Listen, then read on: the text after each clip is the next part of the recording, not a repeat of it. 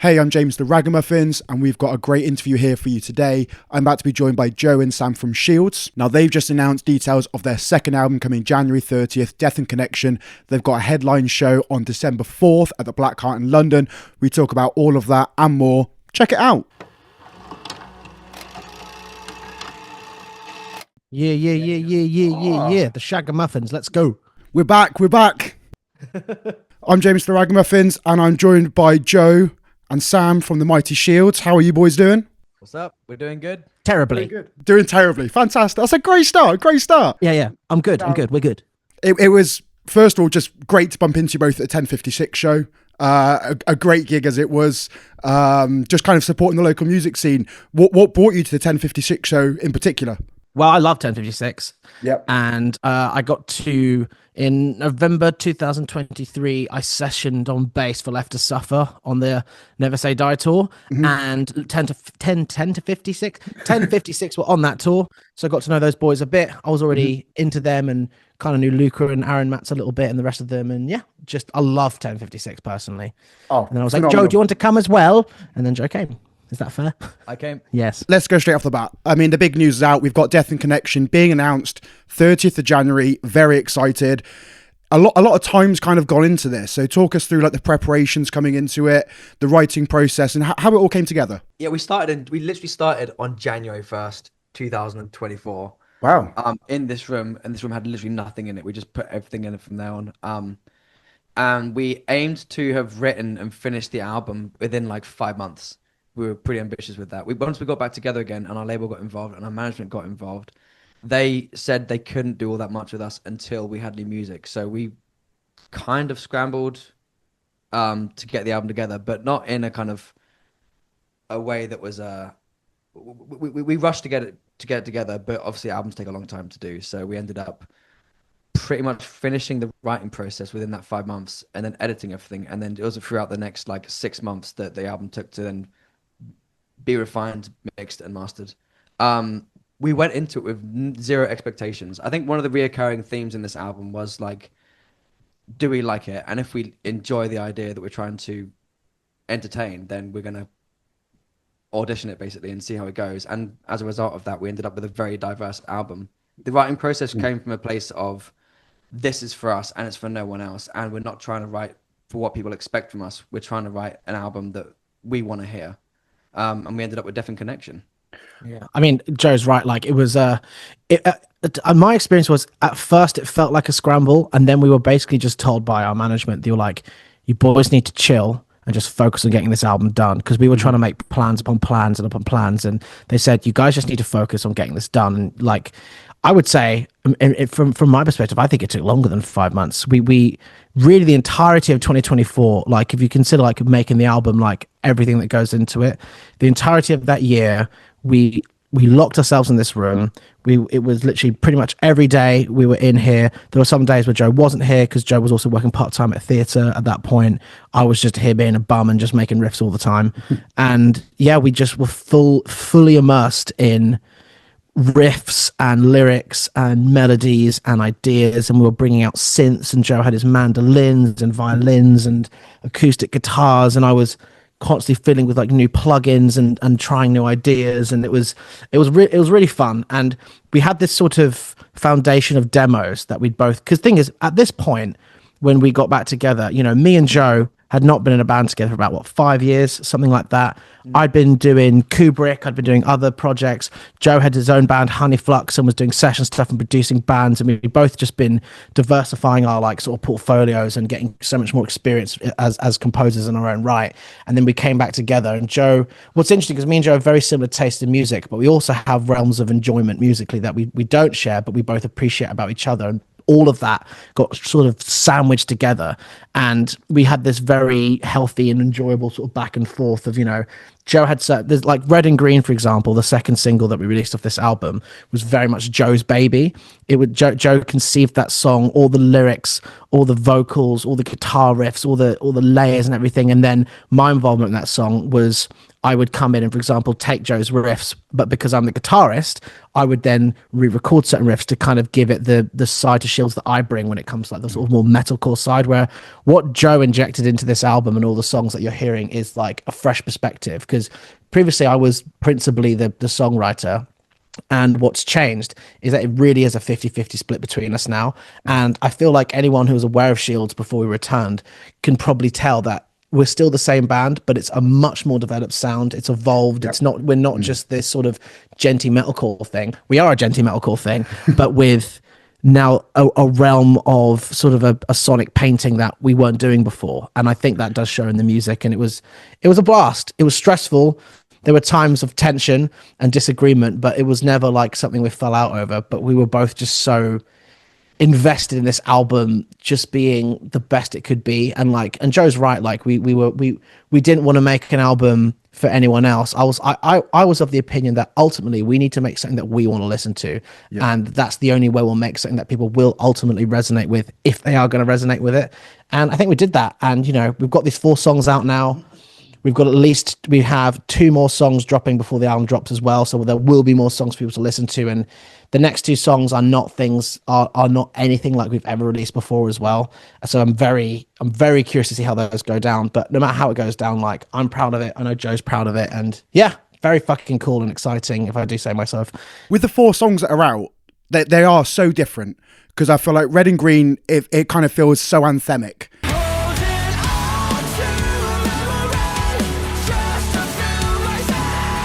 You've got Abuser, which is 1.5 minutes, and it's just unrelenting.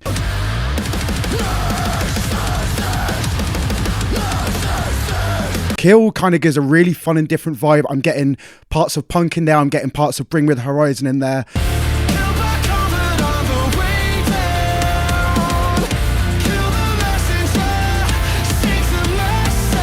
And then Wolfskin, kind of having the addition with Taylor in there as well. I think that the vocal range between Taylor and both of you just adds another level to it entirely.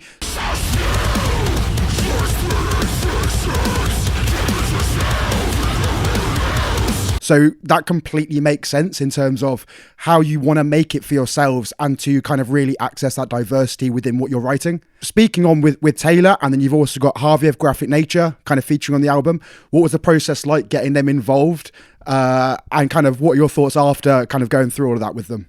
Well, I can't speak as much about Taylor's feature, but because Sam kind of sorted that out and he had a relationship with Taylor already, having toured with him for a month on the Never Say Die tour.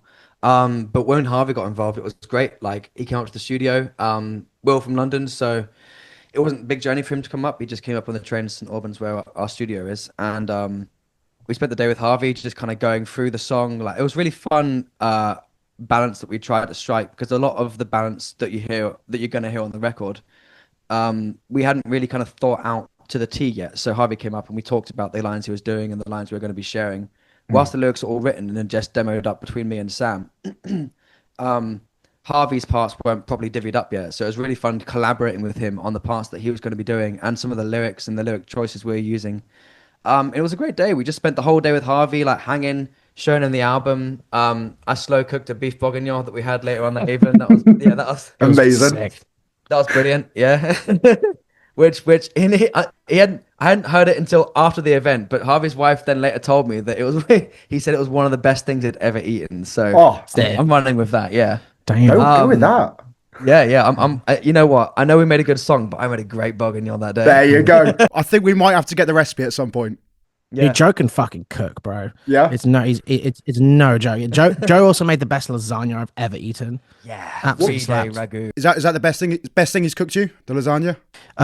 What was it called? Beef bourguignon? Beef bourguignon. Yes, that's what I said. But no, having Harvey here was great because he's a friend, and I think from what I recall, what we actually ended up doing is we had the whole song tracked, and I think actually he tracked the whole song, and we had certain bits where like it'll be cool if you do that together, or Joe does this, and we just basically got him to track the whole song, and then once we had that, it was just a case of we sat down and we just played around with like swapping between his part and Joe's part, and I tried not to think too much about, like, it's weird, like it's one of like a songwriter thing I sometimes struggle with is like maybe like I'll speak just for myself, is sometimes, especially vocally, it'll be a case of I'll have like a an idea for a melody or vocal parts, and I try not to worry too much about how easy it will be or how difficult it might be, because ultimately I just want to write something that serves the song. And that's very much how we approached it with divvying up the vocals on that song, like between Harvey and Joe. I'm talking about like this, like people have heard the song because it's not even out yet, so I'm even more excited for that because it's fun just to talk about it in that sense. But it was a case of we had basically two vocalists track the whole thing, and then we had sort of like, you know, this smorgasbord of like, oh, we could combine this bit with that bit, or we could have you divvy this way between that and that, and we sort of, it was a bit like a sort of jigsaw puzzle, where there were no wrong answers, of just like that we call it for Harvey does that bit and Joe does that all together, and it's fucking awesome actually. Yeah, what was cool about that was we also tracked my final vocals that day with Harvey in the studio, so it was nice to bounce off of the stuff that he had done in my performance. Yeah, kind of inspiring. Yeah, big time. Like, it definitely brought out a new energy. It was like Harvey has this whole kind of like 90s kind of Slipknot, early 2000s kind of vibe, and I really just like try to bring that kind of energy based on the stuff that he was doing. It was an exciting session to have. It was sick. Yeah. Amazing. I mean, when I spoke to you guys at 10:56, I was saying to, I think it was you in particular, Joe, that to me this at the moment feels like Shields 3.0. We kind of had that first era. We had the comeback with Burn It Down and Bury Me, and then it feels like you're kind of really pushing into a new stage in your career at this point. How is it feeling kind of now going forward? You've got the album, it's been announced, that more songs are coming out, and it's starting to ramp up more.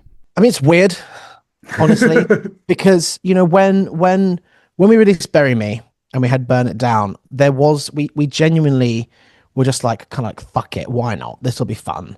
And there was no overarching plan or campaign or specific intention about what we were going to do. And it was very much a case of our label were like, boys, like, we want you to do another album. And then, you know, our management that we had before were like, you know, we're here if you want us, like, we're ready, let's fucking go. And that kind of like a little bit of a fire under us, like, well, why, if we're going to do this, like, let's do this. And I mean, the other piece to the story as well is that when that happened, the band was me, Joe, and Larry, who was long-term our bassist for the longest time. And Larry was actually in this band while we were recording the album. And the only reason Larry's not in the band now is because he has a beautiful baby and he's married, and he had to prioritize that, which we completely understood. And so in and amongst recording the album and that happening, we also were searching for the remaining members that were going to become what Shields is now. And like you said, it really is like Shields 3.0. Like, you know, Shields, when we broke up, it was me, Joe, Alex, and Larry. That was really like the solid known Shields lineup for many years. And we returned, it was me, Joe, and Larry, and we had our friend Marcus Matz, who's now the more or less, I don't know if he's still doing it, but at that point, full-time touring with Throne, which was then why he isn't in Shields anymore, because we were like, bro, you need to focus on that. That's fucking awesome. Yeah. And then yeah, so we're recording this album. We're waiting for the mixes. We're trying to figure out our plans, and we're auditioning people. And that's where along the way we met Alistair Wayne, who's our now permanent drummer. Absolute beast. He's absolutely smashed, like, learning the part. Because this is the thing, the album drums are actually programmed. And so finding a drummer that could pull off what we'd written, which was ambitious, was something that was very much, we were like, fuck, whoever joins this band has to be sick. And we found this 25-year-old beast of a drummer who is just absolutely crushing it. Like, the fact that we found someone who can play Abuser is insane. Like, if anyone listening to this podcast right now hasn't heard that song, just for the sake of understanding, listen to that song and then imagine trying to play it, even if you're not a drummer. Like, I come from that drum background, and I, like, first time listening to it, it was a oh shit kind of thing. Yeah, and he fucking crushes it. It's insane. And then I think, you know, and then even further down the line, like, the album's mixed and we needed a bass player, and we were talking to lots of people that we know and different talented guys, and we went through quite a few people. And then I remember we thought of Krish, who is our bass player now, Krishan. And we knew Krish from back in the day. We did a tour with Kingdom of Giants and a band called High Hopes. High Hopes was Krish's band that he played guitar in. And that tour, it was we were on 8 days of that run, and we had a great time with everyone. And Krish even jumped in our van for a bit on that tour, and we spent some time with him, and we've always been fond of him. And I remember it just came to us like, mate, why didn't we fucking talk to Krish? No, he's a guitarist, but maybe he'd be down. And, you know, hop, skip, and a jump, he came down and had a jam with us, and we learned a bunch of the songs. And we naturally fell into a thing that after we'd done the audition, we were all just like, should we just have a jam? And we put all our in-ears in, we turned off the backing tracks, and we just played together. And we just had it was such a vibe. And he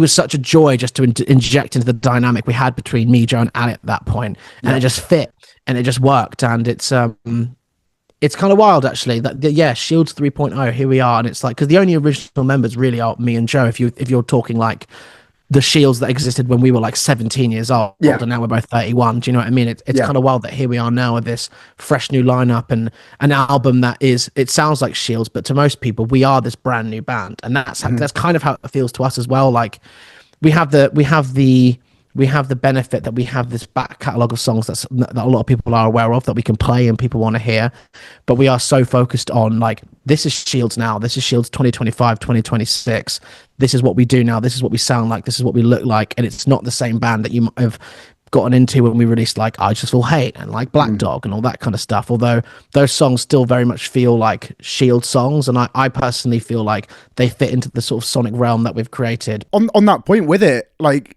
7 years since Life in Exile, and you guys kind of talking about that there, being 17 years old with it, the music landscape has changed so much now, and I think one of the things that you guys are doing phenomenally well at the minute is social media, which wasn't a thing in the past with that.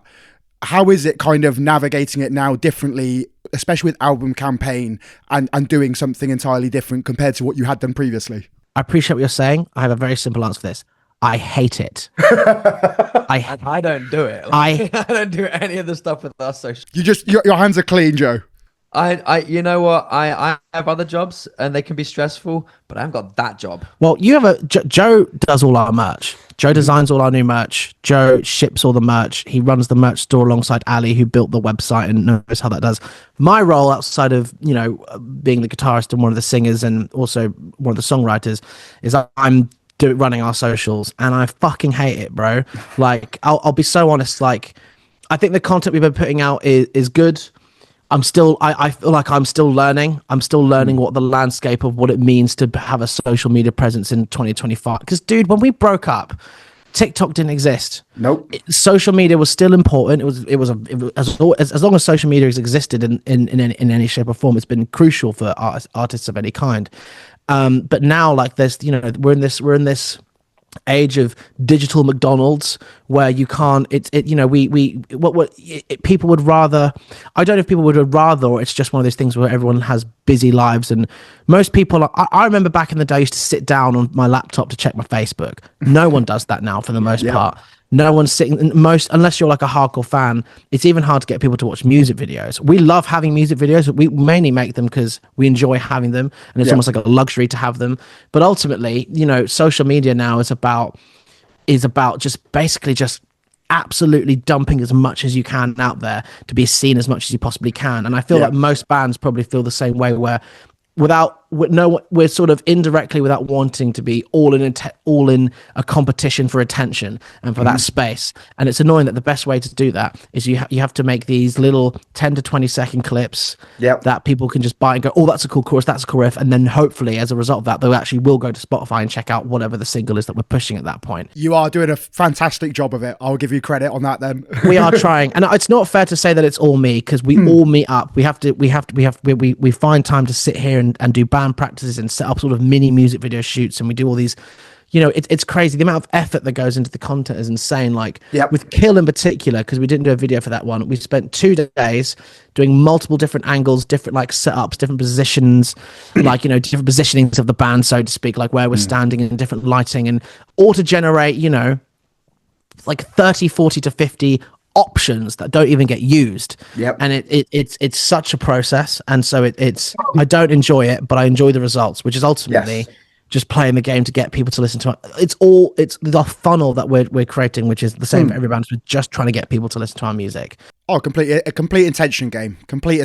But I think from the consumer side, yours is definitely one that stands out at the moment. And I think even what you said there with visuals, I am definitely still someone that appreciates the music videos. I think it's a dying art nowadays, and there's a part of it where first time a song comes out, I still love to watch the music video alongside it, because I feel like the artists want to put a whole story together, and that music video is also a crucial part. And I think the landscape nowadays, there are minimal bands. I think you look at Electric Callboy or Landmarks in what they've kind of done the past few years are some of the key ones, and I think yours are standing out as well in those visuals.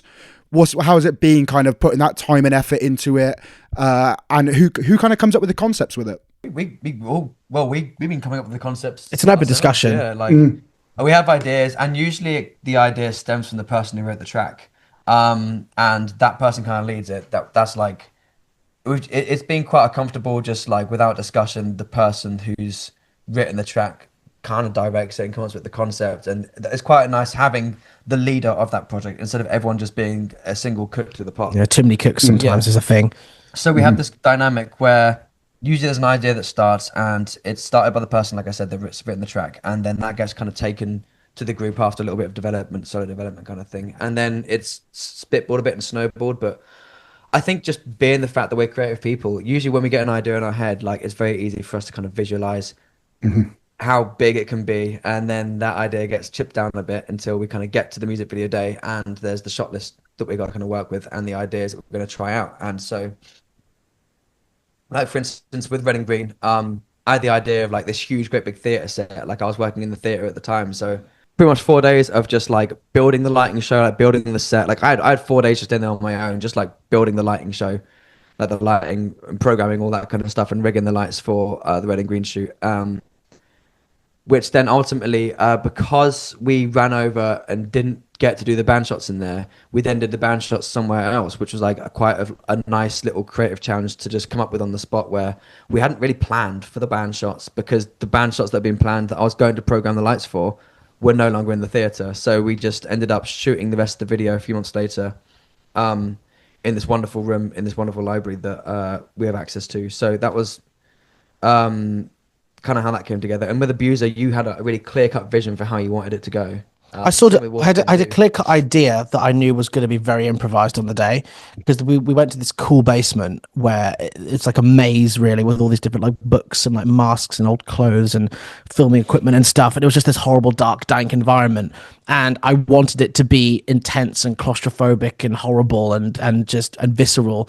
And so it was very much a thing. I had lots of visuals and shots in mind, and there were some specific things I wanted. Like there's a moment where you see me rocking backward and forth in a bedroom, and you just see my phone like skitzing out on the floor, and then it cuts to Joe, and he's experiencing the same thing of this sort of like overwhelming thing of like. The concept for Abuser was well, it's on the names in the on the where it's literally called Abuser, so it's clear what the song's about, and like having that moment where like you're just seeing this phone like violently flash to kind of like share like this sort of depiction of like terror, because most people, we all live on our phones to some degree. In fact, I think there's like a staggering figure, like 80% of like people aged like before like between like teenagers to 30s, some people spend upwards to like 10 hours on a day on their phone, and that's just counted as screen time. And we so much of our connection, so to speak, exists digitally, and whether it's positive or negative, like it's one of those things where so many people exist staring. It's very Black Mirror-esque, isn't it? And that was kind of the thought behind those shots, and that as well, is that the information that we're receiving and the relationships that we have just exist on our phones. And it's the overall concept of abuse, and I can speak about this because I spoke about it in a behind the scenes clip we posted. It was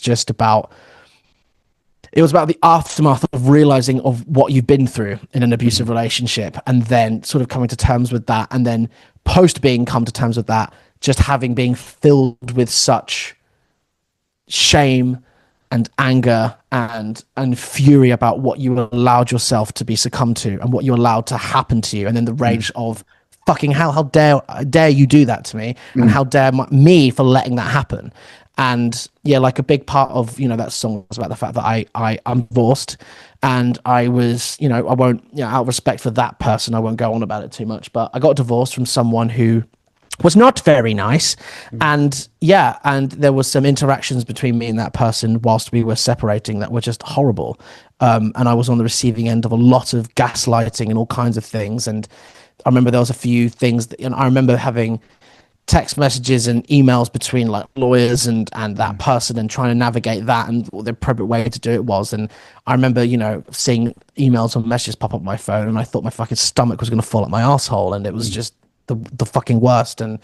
But yeah, like with the concepts of the videos in general, like Joe was saying, like it's very much a case of like if there was like Red and Green, like I said, was very much a song that Joe conceived and built from like start to finish, and I had my contributions to it, but very much that song would have existed with or without me. Do you know what I mean? And the same can be said for Wolfskin, whereas that was very much a song that I wrote. That was very much a song that I created. And then Joe had his contributions, particularly when it came to my chorus moment in that song where I wrote these lyrics and this melody. And I was like, Joe, what do you think? And he just kind of looked at me and went, you can do better than that.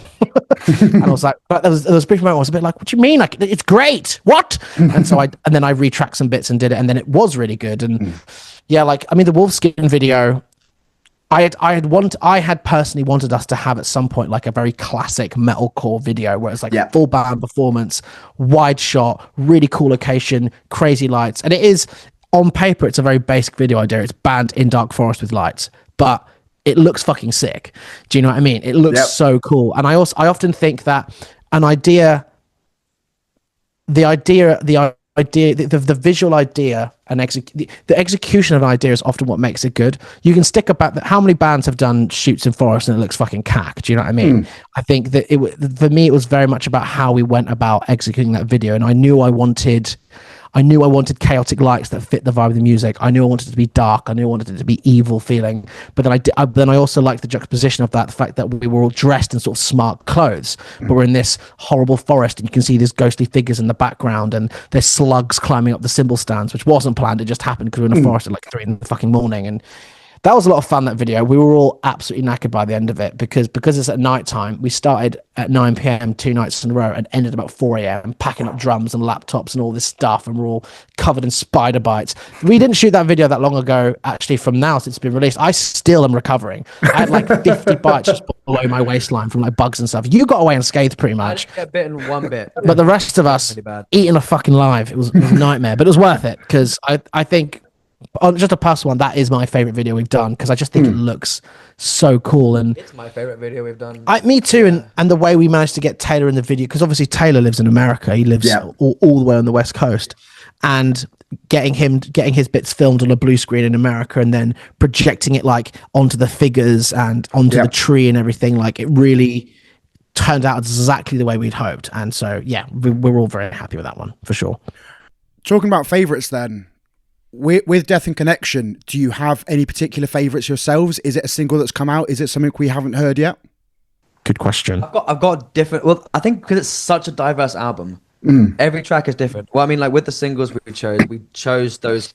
We spent a lot of time choosing the singles, not necessarily because we thought they were all good songs. We think every song on the album is great, but that's why it took so long, because we loved all the songs. Yeah, we just didn't know what was right to choose. But what we ended up choosing was based on diversity, like showing like the amount of diversity that we have in this album from the different influences and different genres that we both collectively listened to, like, because it wasn't just Sam and myself that was writing the album. Larry also contributed in his own way and had like some really influential things to say about some of the sections and some songs that are not yet released as well, and the album features his vocals into some of the songs as well. Like for instance, he's on our next single, which we've released yet. Can't say what it is.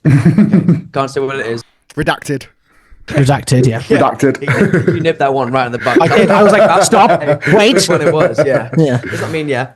So one thing that's really special about this album is that we do have everyone that was in the band actually playing on it in the same record, which is something we hadn't really had before. But we chose the singles based on a bit like shock value. You know, we came in with Abuser. We came in really fucking hard with Abuser, just like this 1 minute 30 song that's just a torrent of pain and aggression. Then Red and Green, of course, is just like this completely melodic. It almost kind of echoes the stuff we were listening to when we first started out with Shield, which is more like being as an ocean kind of stuff. Yeah. That I deliberately put some real like odes to some of my big influences like Parkway Drive in there. Like there's a few little Easter eggs where I was just like, this moment is my tribute to Parkway Drive, and like Horizon's Parkway Drive. Like proper like old school good era Parkway Drive. Not this dad bullshit. Love you, Parkway Drive. Still love Parkway Drive. And then of course we came out then after that with Wolfskin, which is a complete left turn from both of those singles entirely. And I think we chose the singles carefully so that we could do a left turn every single time we release a new one. Share the spectrum. Yeah, because I mean, even though we're just doing a different kind of track, different style in every single, the tracks that we're not releasing as singles, they're all still different from those as well, and yet still exist in this realm of Shields, like the Shields universe, which is a fun kind of thing. The final single we're dropping is gonna I don't think anyone's going to be ready for that. No, it's Oh, complete. I mean, the final single we're dropping. I won't say where it is, but what I can say is that it was written not even for Shields years ago. It was written as just like it was written for. And it wasn't written for anything. Like I just wrote it. There was just one of those things, a bit like a therapy song that just kind of you need to write that you need to just like get out your system. You were processing a thing. I was processing a thing, a huge traumatic event that will be glaringly apparent what it is in the lyrics when you eventually hear it. But this final single that we're going to release off the album that comes out in January is going to be the biggest left turn off of what people expect from us because it's really a bit of like almost like a genre turn. interesting. And it was again just really fun, just like taking this old idea that I'd had for years and just repurposing it and I guess shieldifying it a bit. Like we definitely did things to make it feel more in the world of Shields, but we left a lot of these original things in. Like there was strings that I'd recorded, like violins and like acoustic guitars with just like chilled kind of slide, and a lot of like ambient sound design that was really in there. It was very inspired by Nick Cave and like the album Skeleton Tree that he did. I mean, I think with your music anyway, there's always a hell of a lot of emotion behind it. Do you find that cathartic for you to kind of really put that out into the music? Yes. I mean, I don't think there's, if I think about this really hard, I don't think there's a single song we've ever written that wasn't like Joe was just saying about the boop song. There's not a single song I think Shields from our first ever EP, which probably no one knows about, was a bit all over the place. But from the Guilt EP in 2015 to I Just Feel Hate to Life in Exile to Bury Me and now to Death and Connection, there is not one song we've ever released that wasn't like deeply coded with a personal experience that either Joe or I have had, whether it was a death of a friend, death of a mother, death of a brother, a horrible breakup, something else, a betrayal within a friendship. Like it's I think anyone who is creative, whether you're a painter, singer, you're in a band, like I'm of the opinion that there is no inspirational art that was born out of happiness. I've never heard a song or seen a piece of art or watched a film that moved me or touched me or like fucking rearranged my DNA in a way that wasn't born out of some kind of pain. The best artistry was, I think, born out of something terrible happening. What there's a cliche where people say like, people talk about Kurt Cobain, who was the epitome of a tortured artist.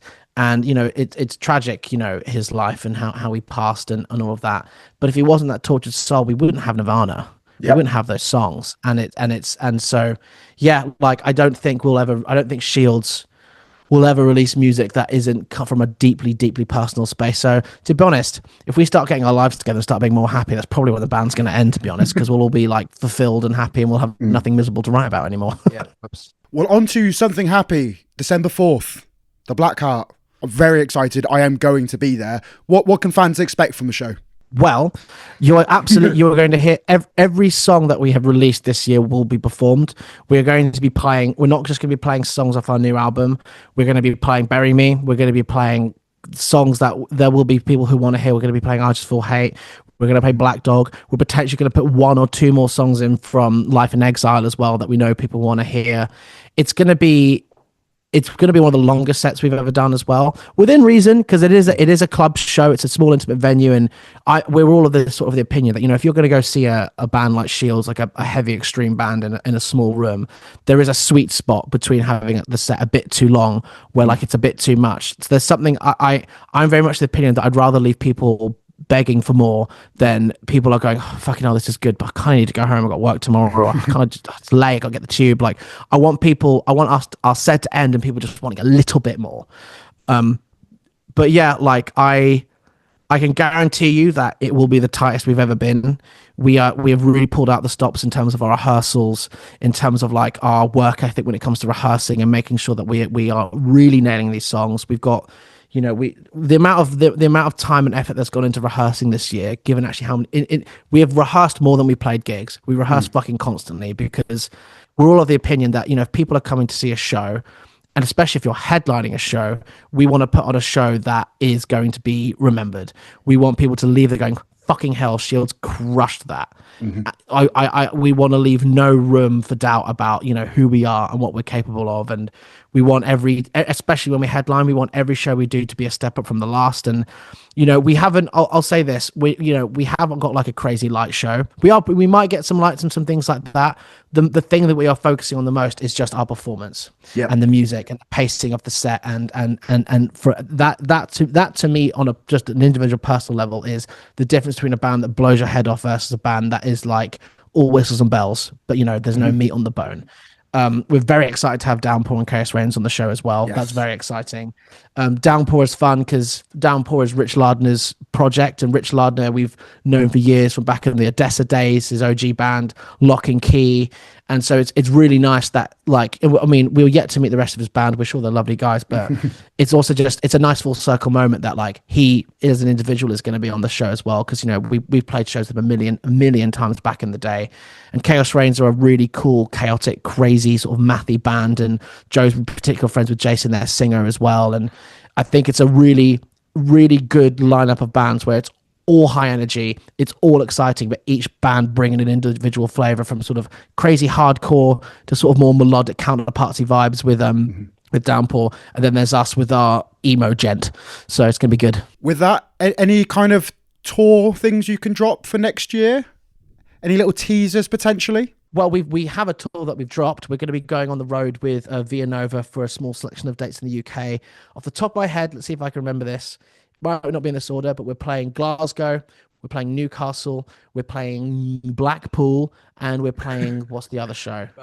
Birmingham as well. And Birmingham's already sold out. I think Glasgow's at 50%. So we're all pretty confident this is going to be a sellout. And Via Nova are a great fucking bunch of boys. Yeah. Alex, their singer, is a massive supporter of us, and we're a massive supporter of him and their band, and he helps us a lot with, like, me and him back and forth about content ideas constantly as well, and that'll be a lot of fun. And we have got shows that we're working on the pipeline that aren't announced yet, UK shows specifically, places that we haven't played in a while, some of them supporting some pretty cool bands that are local to the UK as well that we know will fit well with, and yeah, there will be more tours announced as well, but I can't say with chest right now. That wouldn't be the right thing to do, but rest assured, yeah, you'll be seeing gig posters and tour posters flying out as this year progresses, and once the album's out as well. Like it's going to keep going. What were you going to say, Joe? I've forgotten. Oh yeah, Newcastle isn't sold out yet, but I'm just never mind about that. Put it together, lad. You're stoked for Newcastle though, aren't you? That's Newcastle. It's your like second home almost. I'm pretty excited for it to sell. I want it to sell out. I don't want to. When I lived in Newcastle, I wasn't actually doing Shields. So like we stopped Shields in 2018, and then I moved to Newcastle, and I lived with my ex, who was like part of the circus community up there, and that's what I was doing. I was like working with the circus community, like writing music for shows and performing and teaching circus and all that kind of stuff. But all the friends that I made up there, like I made a new band up there, I made lots of music friends as well as the circus friends. All the people that I still know up there didn't know me doing Shields. So I'm really excited to bring it to Newcastle and actually just like share that side of you. Share that side of me with my friends who have never seen this really important side of me that's existed for a long time before I knew them and now exists after as well. I think it's fair to say very exciting times for Shields right now. Death and Connection, January 30th. Very much looking forward to 4th of December, boys. Thanks for coming on. Dude, thank you so much. Thanks for your time. Thank you so much, bro. I appreciate you. Pleasure.